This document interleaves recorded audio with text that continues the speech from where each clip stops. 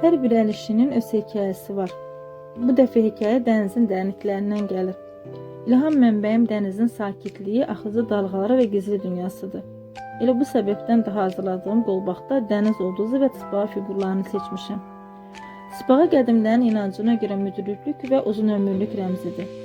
Dəniz ulduzu isə yenilənmənin və daxili gücün simvoludur. Bu figurlar sadəcə bəzək deyil, daşıyıcısına mənəvi enerji verir.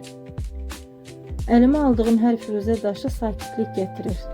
Dərin mavi tonları dəniz göylərini xatırladır. Firuzə daşı qoruyucu gücə malikdir. İnsanı mənfi enerjidən uzaqlaşdırır. Mərcan daşı isə içərisində bir istilik daşıyır. Onun canlı qırmızı rəngi ruhu oyadır, qəlbə güc verir. Bu iki daş bir araya gələndə sanki təbiətin özü danışmağa başlayır. Dizaynı qururam, daşları bir-biri yerləşdirirəm. Hər biri öz yerində olmalıdır. Harmoniya çox vacibdir. Əllərimlə işləyirəm, amma qəlbim də bu prosesin içərisindədir. Detallara sevgi ilə toxunuram. Hər vaxt, hər düyün diqqətlə edilir ki, həm gözəl, həm də davamlı olsun. Bu iş mənim üçün təkcə zinət əşyası düzəltmək deyil. Bu mənim özümü ifadə etməyimdir. Bohem ruhu ilə ruhani dəyərlər, şəhər zövqü ilə təbiət sevgisi bu qolbaqda birləşir.